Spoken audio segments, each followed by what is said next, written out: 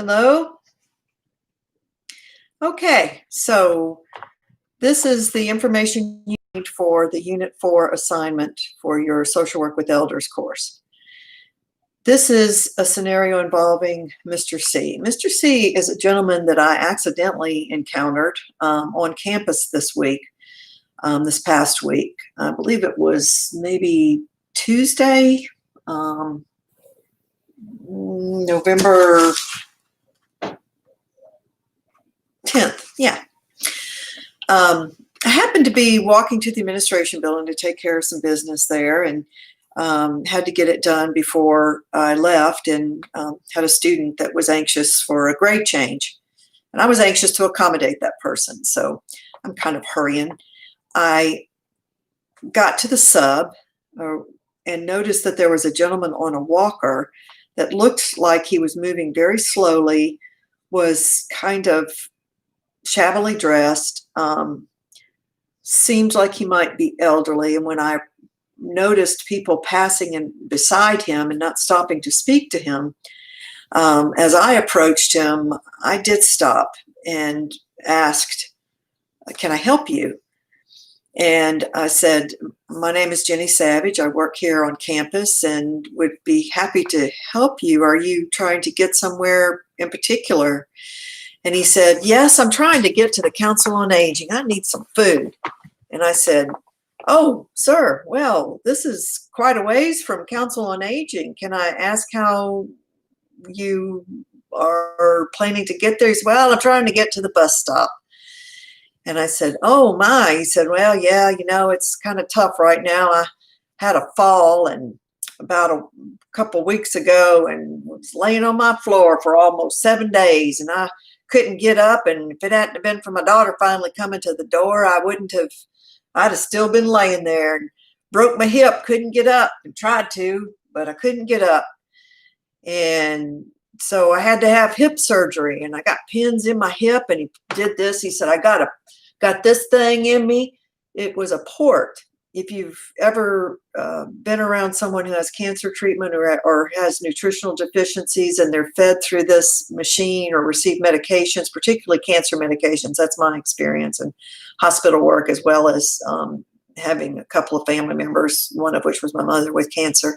She had one of those we had to treat. So he had that, and sure enough, he had that port there, and said that he had been treated for cancer. And you could tell because it kind of bulges a little bit. You don't see the cord because it's implanted, and that's why it just is like a little bulge thing, and goes straight into a major artery right in here somewhere. That's for the nursing field, medical field to address. In any case, he seemed very legitimate. He was moving extremely slow, was very emaciated, very thin. Obvious elderly, older than me elderly, middle to old, had a beard, and was headed for the bus station over by the nursing building. And I said, "Well, sir, I will be happy to help you. Can I call someone for you? Is there someone, can I call Council on Aging for you?" And he said, "No, they don't come and pick you up anymore because of COVID. They don't do they won't come and just do a single driver. You can ride the bus, but ain't no bus come by my house. I'm down." I asked him where he lived. He said he lived down on Desird, off of Desird Street, not on Desird, but off of Desird Street, kind of close to the river. That's how far he had walked from there, his house near Desird by the river, onto campus, cutting through to get to the bus station at the nursing building on University Drive. So I said, "Well, sir, I'm about to go to take care of this business I've got to get done in a minute, and I will be glad to call somebody for you if you want to give me a number." And he said, "Yeah, I'll give you my sister's number. She probably can't do much. She's working. She retired, and she's working, and she probably can't get over here. But my daughter," I said, "Well, she have a number?" He said, "Well, she got a number, but you'll have to call my sister because I don't have that number." And I said, okay, sir, well, I'll be happy. I will call your sister for you. So I went and took care of my business in the administration building. And while there, I called his sister. And I asked his sister, I said, he seems a little, little disheveled, a little adamant that he's going to walk all the way to the Council on Aging if he can't get on the bus or get a ride. And he seems a little bit confused that he's on campus. And I just was wanting to know if there's anything I can do or help with. And if you have anybody working with him in his house. And his sister was very pleasant, as indeed Mr. C, as I learned his name. I'm using an abbreviation to protect him, should any of y'all happen to know him. But anyhow, she said, oh, yeah, he's very adamant, and he'll cuss you out in a heartbeat, and he's got to do for himself. He's going to stay in that house no matter what. We can't do anything for him. He said, but, I'll try to help him as much as I can, but I can't today. I'm on my way to Ruston. I'm helping this other person using their car. So I said, yes, ma'am, I understand. And I'm going to see how I can maybe help him get a ride because he seems like he needs it. She said, oh, yeah, he's not supposed to be on that hip, and he's not supposed to be walking on that walker with his hip since he just had surgery. So Mr. C was completely right and coherent about that. I asked her, however, I said, well, let me ask you, ma'am, have y'all had anyone involved with him at home? Have you tried to? And she said, we tried, but he won't have it. And I said, well, sometimes you can contact Adult Protective Services and they can help you, even in cases where there's not abuse, where there's simply neglect, where an individual is at risk of harming himself or herself. So I'd be happy to call for you. And she said, well, that'd be great because they told us we couldn't call. And I said, okay. Well, I thought that was curious because I knew that was not actually true. So first I called the Council on Aging before I re-engaged with Mr. C. While I was still in the administration building, I'm making these calls.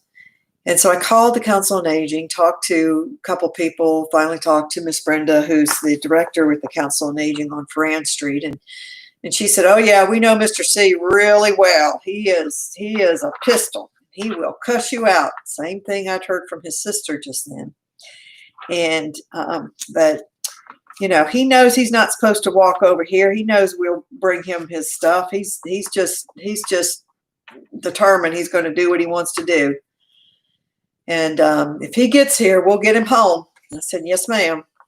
Because she didn't have anybody to go and pick him up at that time either from Council on Aging because everybody was out and about that she had who could be out and about. And sure enough, she said only the van picks people up routinely now. They don't send individual people out anymore because of the risk for elders that they're working with. So I headed back to my office at Strauss, and Mr. C had continued to walk and had gotten up to the side of the Walker building. And another student, I'm pleased to say, had finally stopped to ask if they could help him. And as I approached, he said, oh, here's this lady come to help me. I'll talk to her. And with a look of great relief on the student's face, I said, yeah, I'm helping Mr. C here, so I'll take it from here. And he said, well, I'm going to walk on over here. And I said, well, Mr. C, if you'll just have a seat like right here. And then he was kind of on the side of the Walker building, but also by that granite seat, because he'd complained as he had sat on one of the metal seats that they were really they hurt too much his hip that had the pins in it from hip surgery. He wasn't supposed to be walking on, according to his sister, right?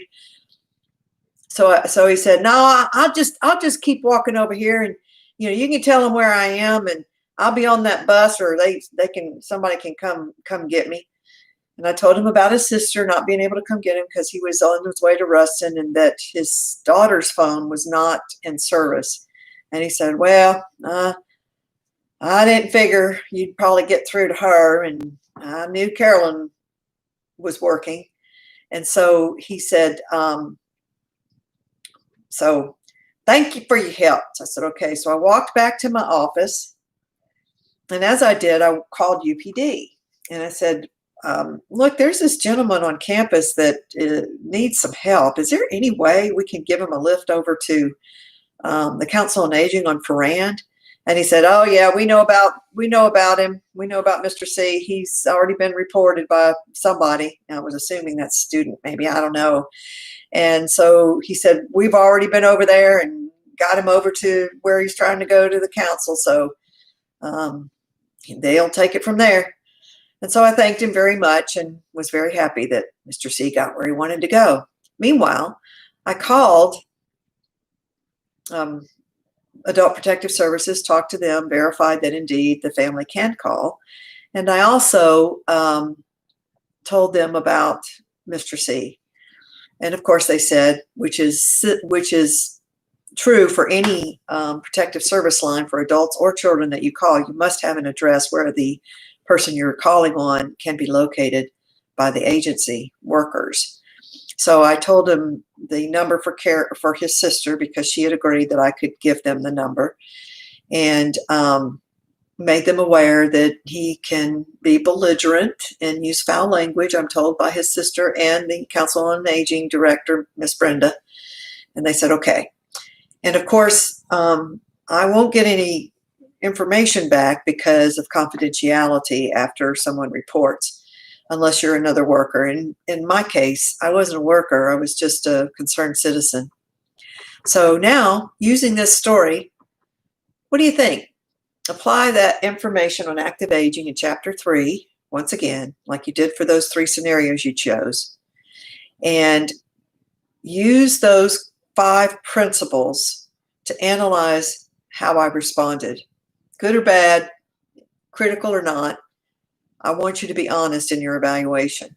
I also want you to look at the handout on how social workers demonstrate respect for elderly clients in your reading folder for Unit 4. Use some of the concepts there and also evaluate how I interacted with Mr. C and his sister. And also identify resources that I utilized even on a voluntary basis, but also because of my background in social work. And that's it.